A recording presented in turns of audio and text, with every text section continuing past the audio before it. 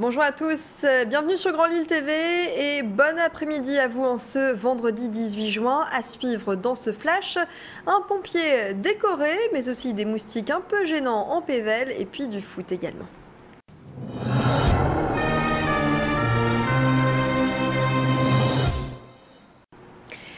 Oui, du football forcément depuis ce matin, un sujet de conversation qui alimente bien évidemment de nombreux sujets. Les Bleus ont perdu hier face aux Mexicains, vous le savez, 2 buts marqués par le Mexique.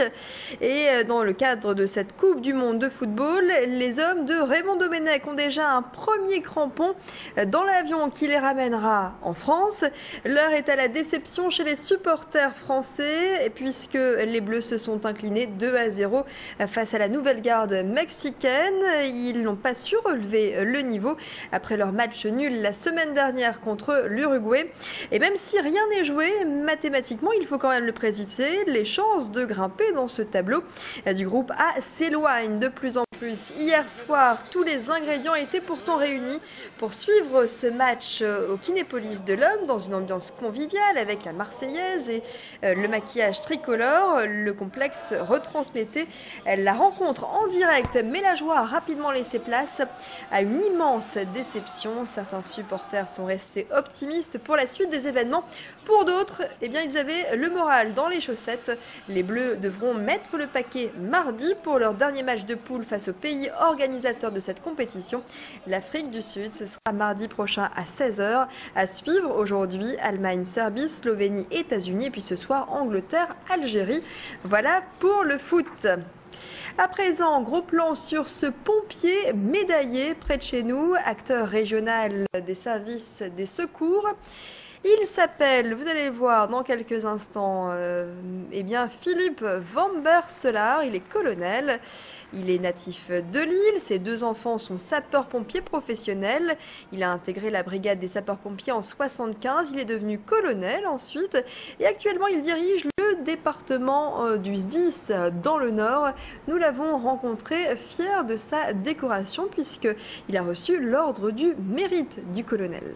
Je l'ai appris donc au journal officiel donc en novembre 2009, mais quand c'est paru en novembre, non, je ne m'y attendais pas. C'était la bonne surprise que j'ai découvert ça. On sent que c'est la récompense de nombreuses années, donc 35 en ce qui me concerne, de service auprès de la population. Mais c'est surtout grâce à ma fonction que j'ai eu ça. Donc ce que je dirais tout à l'heure, c'est que cette décoration, je la dois à l'ensemble du personnel du SDIS. Félicitations. Et puis justement, en parlant des pompiers, ils s'entraînent en ce moment au centre de formation de Seclin et nous suivons ces entraînements. Les pompiers de toute la région, ici ceux de Fort-Mardic, viennent s'aguerrir aux interventions et tout ceci dans le but de savoir détecter les différents types de feux et apprendre les bons gestes à l'intérieur d'une maison ou bien d'un appartement. Il s'agit là également d'éviter, en tout cas de limiter les pertes humaines lors des interventions. Ici, une démonstration que nous avons suivie bien évidemment. Parfois, lors des interventions, les degrés peuvent atteindre jusqu'à 500 degrés. La chaleur est intense. Exemple de cette démonstration à Seclin. Ici, nous sommes en phase d'attaque, donc 2 binômes distincts. Un binôme d'attaque ici sur notre droite, un binôme de protection sur la gauche. L'objectif, c'est de pratiquer ce qu'on appelle les techniques d'engagement et d'attaque, le totem en l'occurrence. Donc le binôme se prépare à entrer dans le volume pour l'attaque du feu ou voir un peu ce qui se passe justement derrière cette porte, quels phénomènes ils peuvent rencontrer. Donc ils peuvent rencontrer plusieurs choses. Ils peuvent rencontrer ce qu'on appelle des rollovers, c'est-à-dire des rouleaux de flammes ou de la fumée, ou peut-être rien du tout, ou une victime derrière cette porte. Donc l'objectif justement, c'est d'avoir des réflexes, des automatismes. Un mot de politique de l'autre côté de la frontière, les discussions vont bon train en ce moment au gouvernement en Belgique puisqu'il s'agit, après les élections qui ont marqué le triomphe des indépendantistes flamands, de créer un gouvernement. Ce matin sur ce plateau, nous recevions un autre parti, le coprésident du RWF, du Rassemblement Wallonie-France, Laurent Brognier, prône activement pour le rattachement de la Wallonie à la France.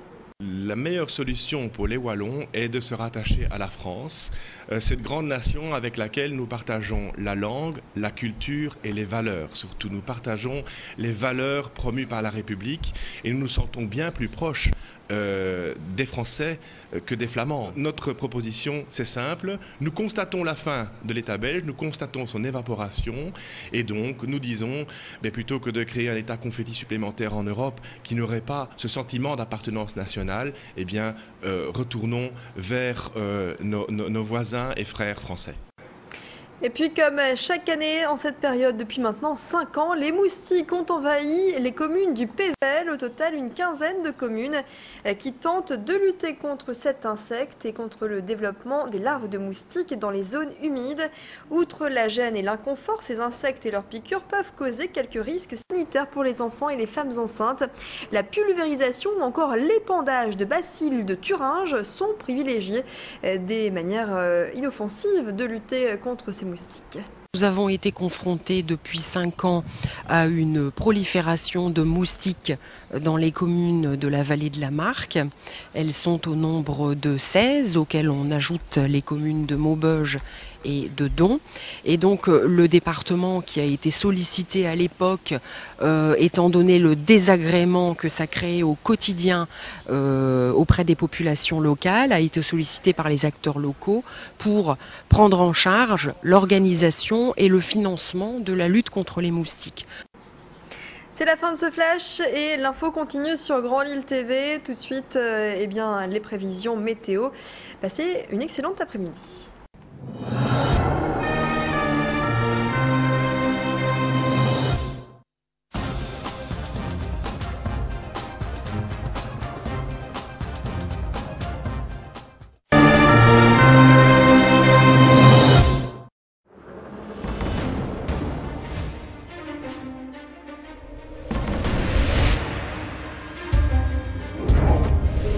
Bonjour à tous et bienvenue si vous nous rejoignez. Bonsoir. Bonjour à tous et soyez les bienvenus sur Grand Lille TV.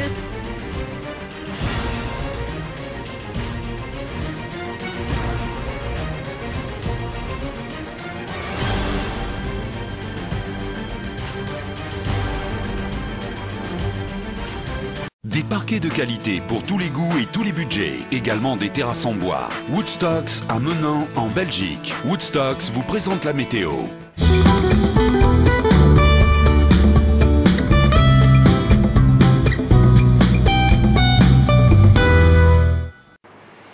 La perturbation nuageuse encombre fortement la région Nord-Pas-de-Calais. Cette perturbation nuageuse arrive du nord de l'Europe et des côtes britanniques et s'est bien installée depuis ce matin sur nos 2 départements, ce qui nous donne un ciel extrêmement gris depuis ce matin et des éclaircies qui tentent par moments quelques apparitions. Autre nouvelle du côté des températures, car le mercure est frais à l'approche de l'été. 18 degrés attendus dans le courant de la journée et même par endroits actuellement. Et puis demain, pour votre début de week-end, le mercure va encore chuter pour nous donner seulement 14 degrés au plus fort de la journée. Un ciel extrêmement nuageux et les températures seront encore plus timides. Ce sera le cas également dimanche avec une légère amélioration du côté des températures. 15 degrés à prévoir lundi. Non pas lundi mais dimanche après-midi. Lundi et mardi justement pour le retour de l'été fêté en musique, les températures vont grimper légèrement de 9 à 21 degrés avec un soleil plus présent entrecoupé de timides passages nuageux. Nous fêtons ce vendredi les Léonces.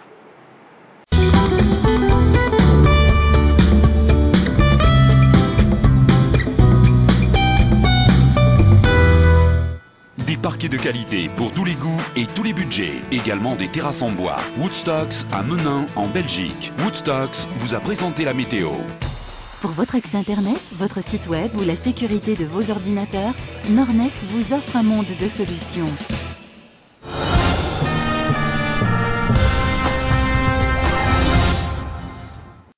Midi 54 précisément, c'est l'heure de faire le point sur vos conditions de circulation avec un bouchon entre Ouascal et le Croisé-la-Broche vers Lille sur le Grand Boulevard. Dans l'autre sens, en direction du parc Barbieux de Roubaix, là des ralentissements importants sont constatés à hauteur de Ouascal. Attention à un bouchon du côté de la gare Lille-Europe le long du périphérique est de Lille et puis un bouchon à Seclin sur l'autoroute A1 en direction de Lille.